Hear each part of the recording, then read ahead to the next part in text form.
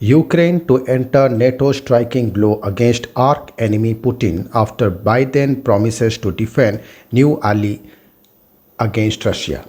Ukraine to enter NATO striking a blow against arch enemy Vladimir Putin. President Volodymyr Zelensky said he welcomed his nation eventually joining the military alliance in a landmark move for Kyiv.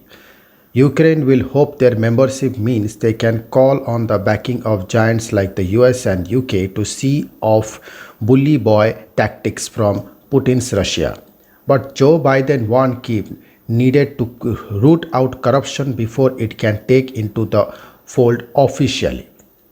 Speaking about Monday's NATO summit, the US president said the fact is that they still need to fight corruption. In the meantime, we will do all we can to put Ukraine in a position to be able to resist Russian aggression to maintain their physical security. Biden added that Russia's annexation of Crimea and Moscow's role in eastern part of the country did not mean Kiev would never be let in. During an interview with Russia's state television, Putin suggested it would be unacceptable to Russia if Ukraine joined NATO. He claimed the country's entrance into the military alliance would give NATO access to missiles which can reach Moscow in just 7 minutes. He said during the interview, at least 50% of Ukrainian residents don't want entry into NATO, and these are smart people. They understand they don't want to wind up on the firing line. They don't want to be bargaining chips or cannon fodder. It came after Zelensky had urged NATO to speed up Ukraine's entry through a membership action plan.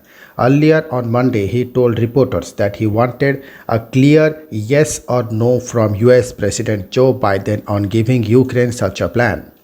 Earlier this month, Biden reaffirmed US support for Ukraine's territorial integrity and invited Zelensky to the White House in July. But Zelensky said it would be better to have this meeting before the summit. The Ukraine president added he did not expect Putin and Biden to come up with a solution to Ukraine's conflict at the summit.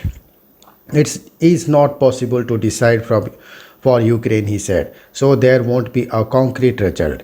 Zelensky was seeking Washington's support for Ukraine's 7-year war with Russia-backed separatists. On Friday, the Pentagon announced a new $150 million package of military assistance for Kyiv. Fighting escalated at the start of 2021. In April, Russia amassed 1 lakh troops near the Ukrainian border and in Crimea, prompting warnings from NATO. Russia later announced a pullback, but both Washington and Kyiv say that the withdrawal has been limited. Zelensky estimated that more than 90,000 Russian troops remained along Ukraine's border and said tensions could still escalate. And any escalation could lead to a conflict, he said. If the number of troops near our borders has increased, this could result in a massive war. The conflict in eastern Ukraine included escalation of tensions over the past few months is expected to be discussed in Geneva. Zelensky said his country was ready to join NATO, explaining, "We are fighting a war. This is a proof we are ready to join. We are proving every day that we are ready to be in the alliance more than most of the European countries."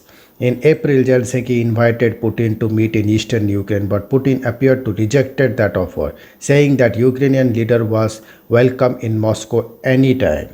Putin also stressed that Zelensky should discuss the conflict in eastern Ukraine with separatists directly.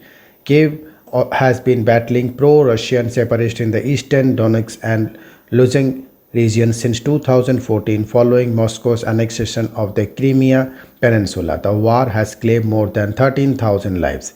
Kyiv and its western allies accuses Russia of sending troops and arms to support the separatists, which Moscow has denied. Thank you.